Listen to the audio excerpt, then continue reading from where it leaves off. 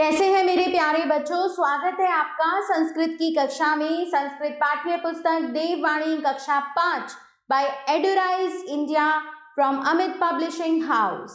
हम शुरू करेंगे बच्चों पाठ संख्या 12 जिसका नाम है त्यज दुर्जनम। दुर्जनः परिहर्तव्यः विद्यालंकृतोऽपि सन् मणिना भूषितः सर्पः किम सो न भयंकर।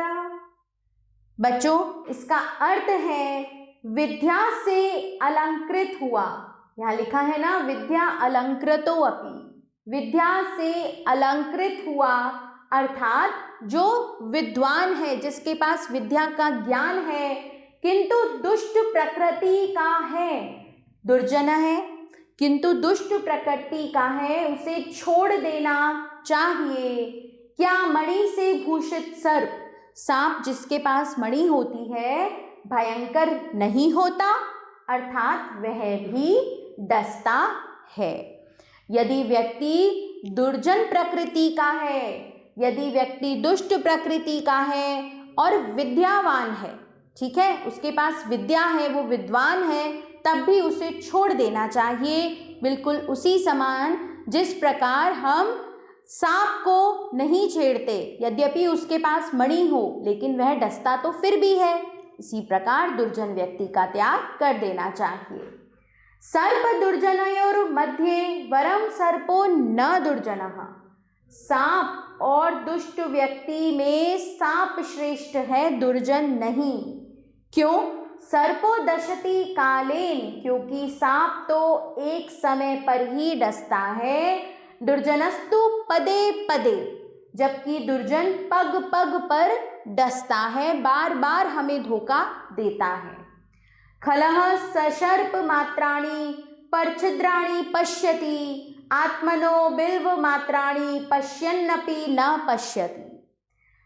दुष्ट व्यक्ति दूसरों की सरसों के दाने की तरह की बुराइयां भी देख लेता है किंतु स्वयं की बेल पत्थर के समान बड़ी बुराई देखते हुए भी नहीं देखता है। स्पर्शन्नपि गजो हन्ति, छूने से हाथी मारता है। जिग्रन्नपि भुजंगम, सूंघने से सांप। हसन्नपि नृपो हन्ति, हंसने से राजा मारता है।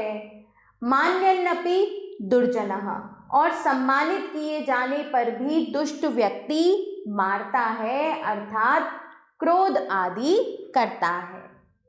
खलः करोति दुर्वृत्तः नूनं फलति साधुषु दशाननः अहरत् सीतां बंधनं स्यान्महो ददेहे। दुष्ट आचरण करता है दुष्ट व्यक्ति और उसका फल सज्जनों को भुगतना पड़ता है, क्योंकि सीता को हरा रावण ने और बांधा गया बेचारा समुद्र। चलिए बच्चों चलते हैं हम शब्दार्था की ओर। परिहर्तव्य बचना चाहिए, खलः दुष्ट, सर्वप मात्राणि सरसों के समान छोटी, परछिद्राणि दूसरों की बुराइयां, स्पृशन छूते हुए, दुर्वृत्तम बुराई, स्यात् हुआ, महोदधे सागर का, साधुषु सज्जनों पर। शुरू करते हैं बच्चों पाठ का अभ्यास कार्य। निम्नलिखितानां प्रश्नानां उत्तराणि लिखत, निम्नलिखित प्रश्नों के उत्तर लिखिए। नृपः कथं हन्ति, खलः किं पश्यति किंच न, कः परिहर्तव्यः, दशाननः काम् अहरत्, सर्प दुर्जनयोः कः वरम किमर्थच्च। बच्चों इन सभी प्रश्नों के उत्तर आप अपने पाठ के आधार पर स्वयं दीजिए। प्रश्न 2 देखिए बच्चों, सम्यक उत्तरम चिनोत, सही उत्तर चुनिए। नूनम इति शब्दः अस्ति अव्ययः, भूषितः इत्यस्मिन् प्रत्ययः अस्ति त, दुर्जनस्तु इत्यस्य संधि विच्छेदः अस्ति दुर्जनः प्लस तु। प्रश्न 3 देखिए बच्चों, निम्नलिखितान श्लोकान पूर्यत, निम्नलिखित श्लोकों को पूरा कीजिए। तो ये आप अपने पाठ से स्वयं पूर्ण कीजिए। प्रश्न 4, संस्कृते अनुवादम कुरुत, संस्कृत में अनुवाद कीजिए।